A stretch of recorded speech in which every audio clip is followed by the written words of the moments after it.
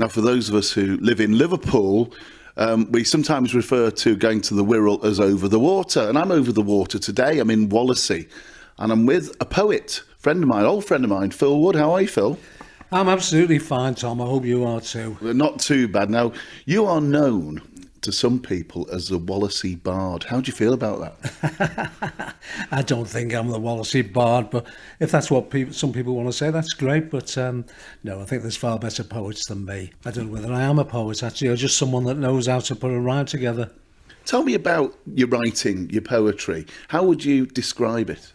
I like rhyming poetry for a start, and I like my poems to either tell a story or to have a point or a punchline somewhere along the line. I think they all have to, or I hope they all have something to say. What kind of subjects do you tend to write about? Life in general, funny experiences, wherever. There's ammunition all over the place. There's things to write about everywhere. This poem is called A Tourist Guide to Scouse. Us Wirrolians and Scousers put on our kecks, we don't say trousers. I'm made up living here, 'cause Merseyside is really gear. Hang on a mo, I'm telling yous, dive aboard a river cruise. Take a decolar and you queen, from the ferry, what a scene. New Brighton Beach, Fort Perch Rock, Camelaird and the Albert Dock. Our three Graces and further inland, the Anglican Cathedral and Paddy's Wigwam. You wouldn't call me a woolly back, but plastic Scouser's okay whack. 'Cause it's just banter and it doesn't hurt. I'm not like them meffs and blurts who get a cob on and start a nark. Muppets who can't take a lark. You know, like them no-mark divvies who get chased down jiggers by the busies. Where the moggies have their spats, tomcats with heads like lodging-house cats. Anyway, pal, let's not get heavy. Come ahead, lad, let's have a bevy. Let's sink a jar or two. Fetch your Judy, she's welcome too. Now, you mentioned politics. We might get round to that. I imagine we probably will at some point. Now, you're sitting there holding a book which your family have had published for you. Tell me about the book. Well, it's called Life Observations and Rhyming Conversations. I knew nothing about this book, actually, until it was actually published.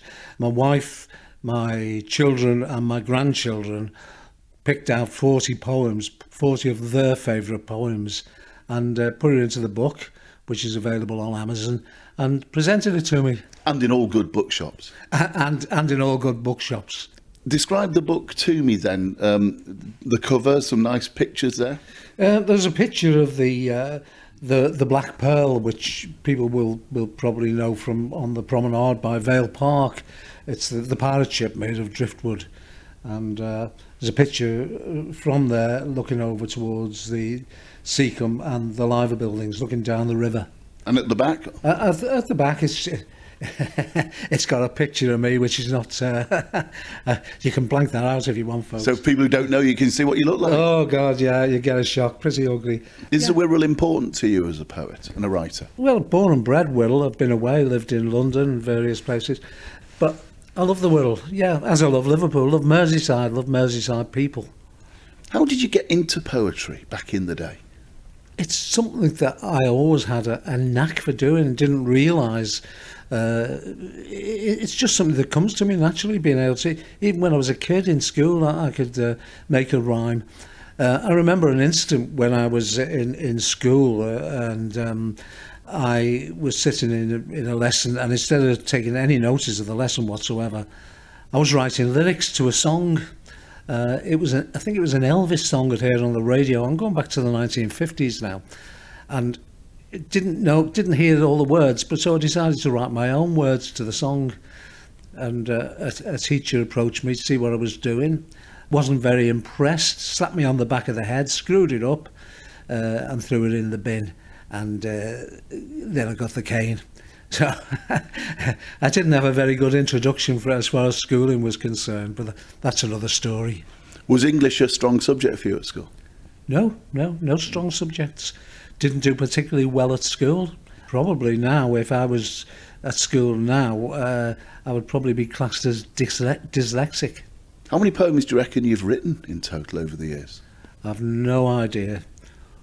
Certainly in the hundreds, if not 1,000 or more. Are they just scattered around the house, or do you actually keep them tidy somewhere? My wife keeps them tidy. I don't. I'm not the most tidy or organised person. Which poems stand out in your mind? Which ones are your favourites? I don't really have any favourites, Tom. There's some that I'm more satisfied with than others. But it's for other people to say. I hope other people like them. But no, I don't have any real favourites. I do like my political ones because I do like to try and make a point. Which in particular would you be referring to there by any chance?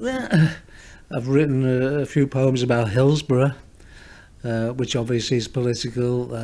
There's one in the book about the Bullingdon Club. I don't know whether people remember the Bullingdon Club. There was a thing in all the press where people who belonged to the Bullingdon Club in London, where Boris Johnson, of course, is a member, were burning £50 notes in front of homeless people, and they thought that was very funny. Well, I don't think it's funny at all. This is called Let Them Eat Cake. I come from an affluent part of the south, born with a silver spoon in my mouth, with money to burn and no pity to take on the rough sleepers. Let them eat cake. I know my position, I'm better than you, and there's nothing that you can do. It's always been and will be, so think yourselves lucky, at least you are free. I sometimes with my upper class chums go into town to scoff at the bums, pretending to sympathise with their plight, hold out £20, then set it alight. At the Bullingdon Club we've got money to burn. In an hour I'll spend more than you'll ever earn. We like to build bonfires with £50 notes, while your taxes pay for our mansions and moats. So you got it out of your system, you exorcised it by I got that one out of me. Oh no, it's still in my system. Right. Yeah, it take more than that poem to get it out of my system. You've not forgiven them? Oh God, no. Don't start me on politics, Tom, because... Well, I was going to start you on politics. I was thinking of starting you on politics, actually, because I know that you are of a certain political persuasion. I'm a member of the Labour Party. Member of the Labour Party as well. And I'm a proud socialist. So how do you feel about the current state of politics? And obviously we're in the middle of a general election campaign right now. I think it's absolutely disgusting. And as I say, I do like to write political stuff. The biggest problems with the political poems is we talk about freedom of speech, but not many newspapers or radio stations will print them or let me recite them, which makes me think there's absolutely no freedom of speech in this country. But talking of radio stations, a certain Linda McDermott has written the foreword to your book. She, of course, is from Radio Merseyside. Yes, yeah. That's lovely what Linda's written. Absolutely lovely. It's all I can say is thanks very much, Linda. That's excellent. Foreword by Linda McDermott. We have a plethora of poets on my late night show on BBC Radio Merseyside, affectionately referred to by thousands of listeners as the Under the Duvet Show. Each witty wordsmith has their own unique idiosyncratic style and personal following, and the delightful Phil Wood is a prime example. A pithy, poetic comment on life in the style similar to John Cooper Clarke, a heart-aching, beautiful observation of life's everyday folk, an insight, understanding of human nature and its daily struggles and travails, a laugh-out-loud lament at the state of the world and its leaders. You'll find all of these in Phil Wood's words. It's a pleasure to share them with tens of thousands of night owls under the duvet, brackets, or having their tea in different time zones around the world, close brackets. Each night on BBC Radio Merseyside. Thanks, Phil.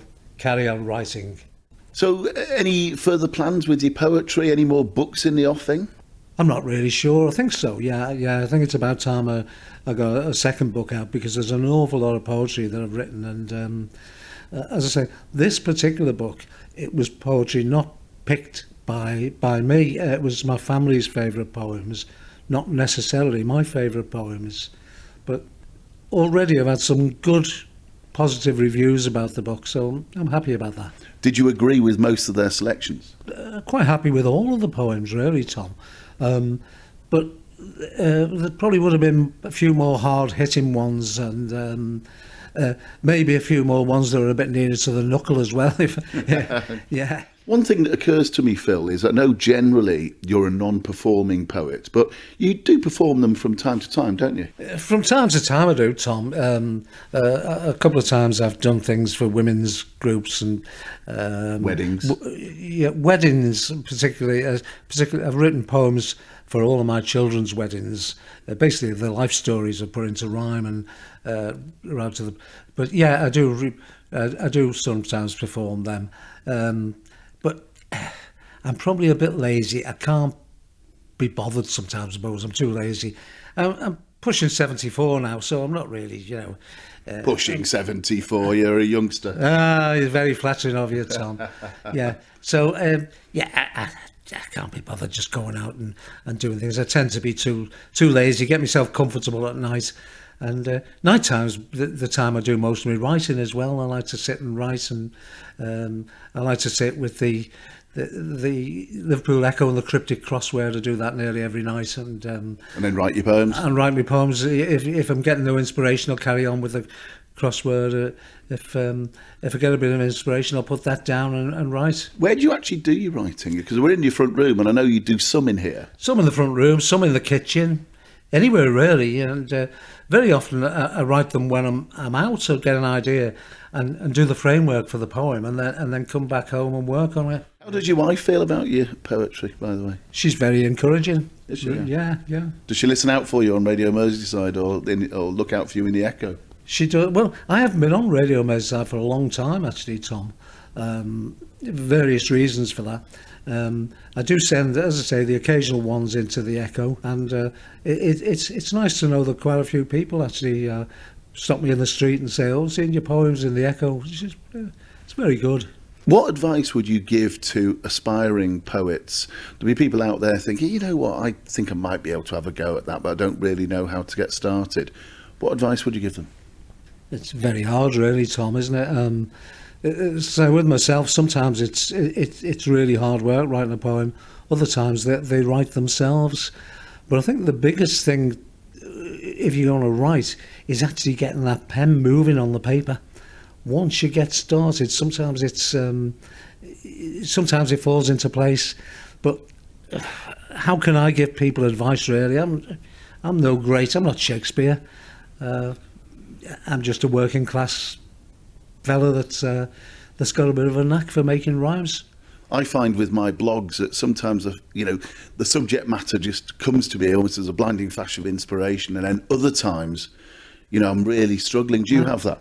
Absolutely, yeah. Couldn't have put it better myself. Blinding flash of inspiration. A blinding flash of inspiration, yeah. Absolutely. Well, this is the voice. Just waiting for another one to come along now. Well, this is the voice of the Wallasey Bard anyway, Phil Wood. It's nice to actually come back to your house, because we often meet for lunch on a Sunday, don't we? And normally we go to, I don't know, Costa or McDonald's for a coffee. So it's nice to come and see Wood Palace, Wood Towers. Oh, yes, yeah. I like that, Tom. But maybe I should get a plaque outside. Wood Towers. Wood Towers. That's it. The trouble is, it's only single story. I knew there'd be a problem. Well, I thought we finished the podcast, but then Phil pointed to a picture on his wall in the vestibule, as I think posh people call them. And we're very posh. We're very posh here in Wirral, apparently here in Wallasey. And this is a poem you wrote for your wife. Was it on Valentine's Day? I always do a poem for her on birthdays, Valentine's, whatever. And this poem was written on her Valentine's card. And the Valentine's card, there's two little owls in love, two little old owls in love. So I wrote this poem on it. It's Valentine's Day and times are hard, so you'll have to make do with this little card.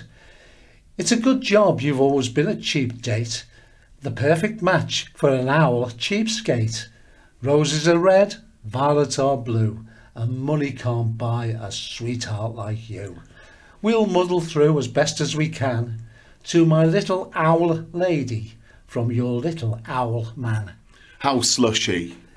I love a bit of slush. Well, I can see that.